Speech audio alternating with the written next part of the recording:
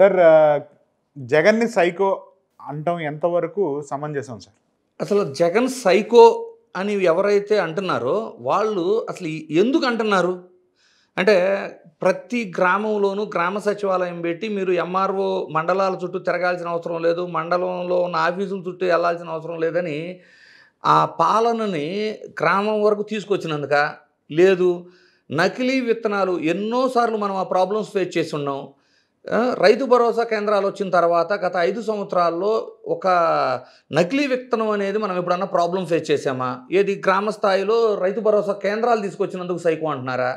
లేదు విలేజ్ క్లినిక్లు ప్రజలకు అవి కాకుండా చివరికి పశువులు కూడా వాటి మీద ఆధారపడి రైతులు బతుకుతున్నప్పుడు పశువులకు కూడా మొబైల్ క్లినిక్లు పెట్టి అందులోనే డాక్టర్ ఉండి ట్రీట్మెంట్లు చేశారు చూడు. అంటే ప్రజారోగ్యము, వాళ్ళు ఆధారపడి ఉన్న పాడి పరిశ్రమకు సంబంధించిన వాటి ఆరోగ్యం కోసం మీరు కష్టపడొద్దని మీ దగ్గరకే వైద్యాన్ని పంపించాడు చూడు, అందుకని సైకో అయిపోయాడా?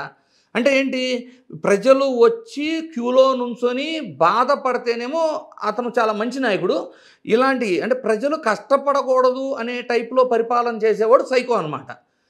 ఇలాంటి ఇన్సిడెంట్స్ ఎన్ని, ఇప్పుడు ఉద్దానం తీసుకోండి, ఆ ఉద్దానంలో ఏదో 1 సంవత్సరం 2 సంవత్సరాలు కాదు కదా, కొన్ని దశాబ్దాలుగా కిడ్నీ బాధితులు ఎంతోమంది చనిపోతూ డయాలసిస్కి డబ్బులు లేక ఇబ్బందులు పడుతున్నా కూడా డయాలసిస్ సెంటర్లు పెట్టారు. అక్కడ మళ్ళీ 2,500 నుంచి 10,000 పెన్షన్ పెంచారు డయాలసిస్ పేషెంట్కి.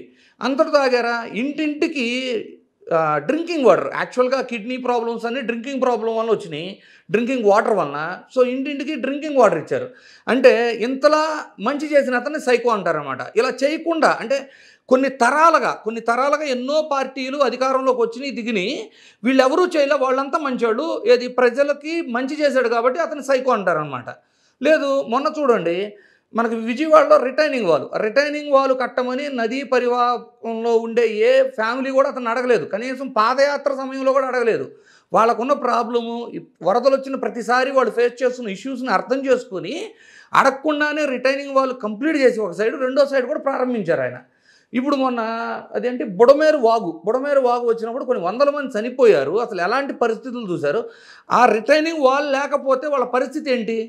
ఎందుకు అడగకుండానే చేశాడు కాబట్టి తప్పు అనమాట. ప్రతిసారి వరదలు వచ్చినప్పుడు ఆ పేద ప్రజలంతా పాపం తట్టాపుట్టా పట్టుకొని పరిగెత్తాలి, తిండి తిప్పలు లేకుండా బాధలు పడాలి, ప్రభుత్వం ఇచ్చే ఏమంటారు పులిహార పొట్లాల కోసం పోటీ పడాలి.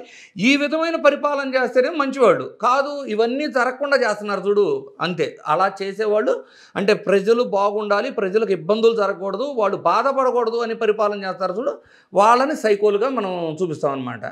జగనన్న సురక్ష రాష్ట్ర వ్యాప్తంగా ఉన్న అన్ని సచివాలయ పరిధిలో, అది అర్బన్ అవ్వచ్చు, రూరల్ అవ్వచ్చు, ప్రతి గ్రామంలో ప్రతి వార్డులో ప్రతి ఒక్క పౌరుడికి డయాగ్నోస్టిక్ అంటే అక్కడ టెస్టులు చేసి మరి వాళ్ళకి ఇచ్చిన మెడిసిన్ కూడా ఏదో స్కామ్ లాగా ఒక ఊరు పేరు లేని మెడిసిన్ కూడా కాదు, సిప్లా, ర్యాన్బాక్సీ లాంటి కంపెనీలు మెడిసిన్ ఇచ్చి ఊరూరికి వెళ్ళి ట్రీట్మెంట్లు చేశారు చూడు. ఎందుకు చేశారు అంటే వాళ్ళు బాధపడుతూ అంటే వాళ్ళకి రిపోర్ట్లు లేకుండా ఏదైతే వ్యాధి అది పెరిగింది అనే జాగ్రత్త తెలియకుండా వాళ్ళు హాస్పిటల్ కాడికి వచ్చి ఆ గవర్నమెంట్ హాస్పిటల్లో ట్రీట్మెంట్లు లేక ప్రైవేట్ హాస్పిటల్ దగ్గర ఓపీలు రాసుకొని రోజుల తరబడి వెయిట్ చేస్తూ వాళ్ళు బాధపడతారు చూడు.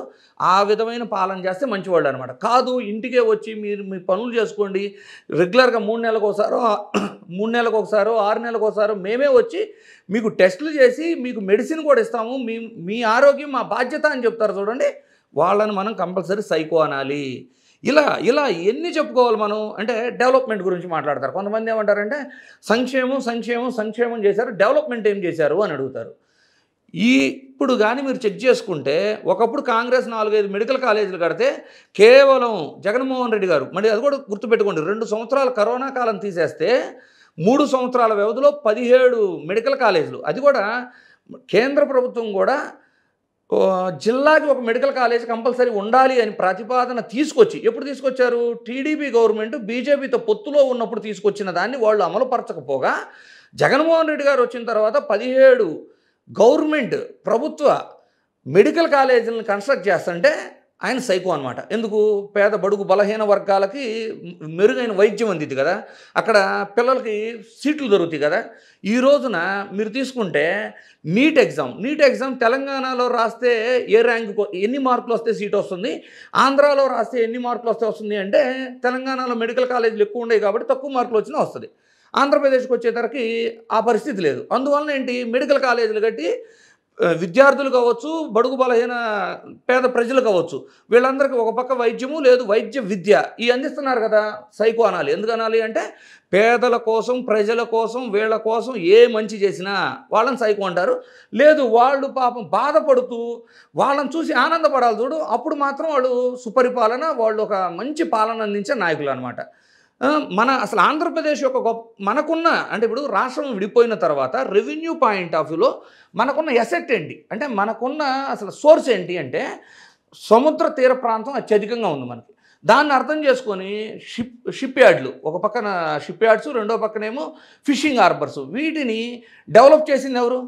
ఈ రోజున వచ్చేసి వాటిని ఓపెన్ చేసేసి మేము గొప్ప అని చెప్పుకుంటారు. కర్నూలు ఎయిర్పోర్టు ఈ గత 2 సంవత్సరాలు కరోనా తీసేస్తే 3 సంవత్సరాల్లో పర్మిషన్ తెచ్చి కంప్లీట్ చేసి ఈ రోజున ఆ ఎయిర్పోర్ట్ పనిచేస్తుంది కదా, వర్కింగ్లో ఉంది కదా. అందువలన అతను సైకో అనవచ్చు అనమాట. ఇలా మీకు ఎన్ఏడిలో ఫ్లైఓవర్ తీసుకోండి, లేదు గత ప్రభుత్వాన్ని ఒక ఎగ్జాంపుల్ తీసుకోండి.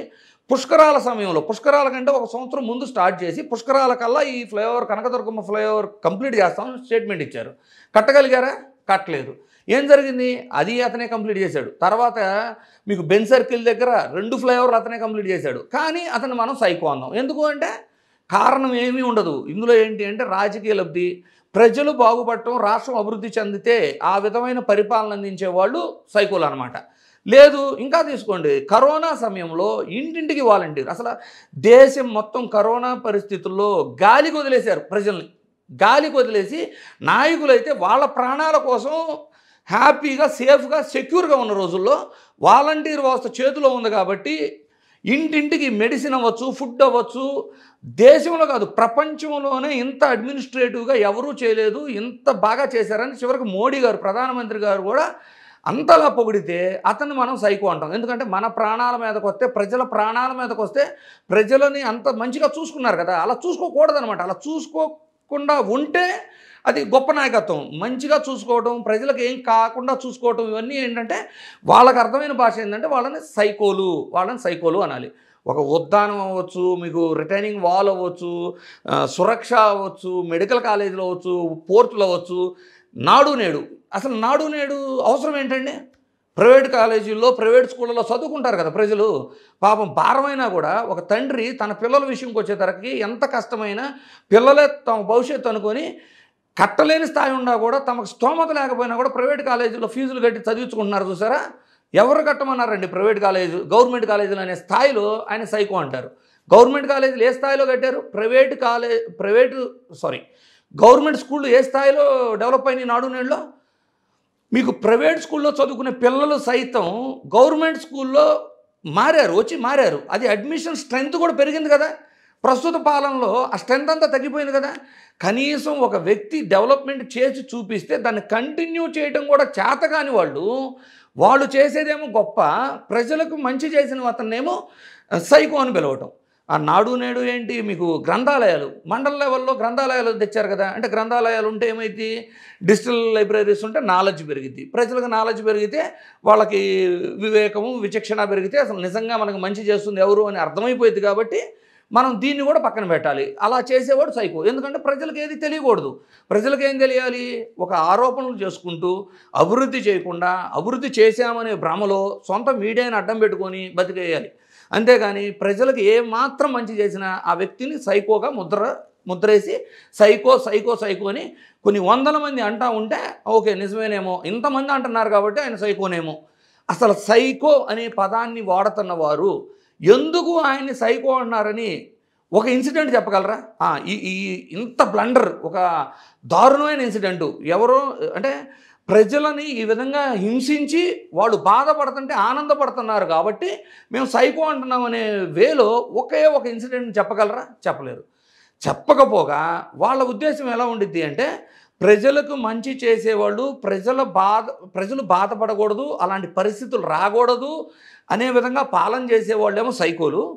ప్రభుత్వ ఆస్తులను ప్రైవేటీకరణ చేయటం, ప్రభుత్వ ఆస్తులని అమ్మివేయటం, లేదు ఆర్థిక నష్టాలు కలిగే విధంగా ప్రేరేపించి వాటిని మూసివేయటం, తమకు అనుకూలమైన వాళ్ళకి భూముల్ని అతి తక్కువగా ఇవ్వటం, ఇవన్నీ చేస్తేనేమో విజనరీ అంటారు. సో ఇదంతా ఎలా ఉండిద్దంటే, మేము చదువుకున్న స్కూల్లో ప్రజల కోసం పేదల కోసం పనిచేస్తేనేమో సైకో, పెత్తందారుల కోసం పనిచేసి వాళ్ళ కోసం భూముల్ని అతి తక్కువ ధరలకి అమ్మేసి, లేదు ప్రభుత్వ రంగ సంస్థలను ప్రైవేటీకరణ చేస్తే మాత్రం విజనరీ, ఇలా నేర్పుంటారు వాళ్ళకి. అంతేగాని సైకో అనే పదాన్ని అనే ముందు అనే వ్యక్తి అన్న ఆలోచించుకోవాలి. నిజంగా అలాంటి ఇన్సిడెంట్ ఏం చేశారు, మనం ఎందుకు అంటున్నాము, లేదు ప్రజలకు విచక్షణ ఉండాలి. ఎందుకు అంటున్నారు వాళ్ళు, ఇంతలా మంచి పరిపాలన చేశారు కదా, అతను ఏ ఉద్దేశంతో అంటున్నారు, ఇది రాజకీయ కోణం ఉందా లేదా అనేది ప్రజలన్నా ఆలోచించుకోవాలి.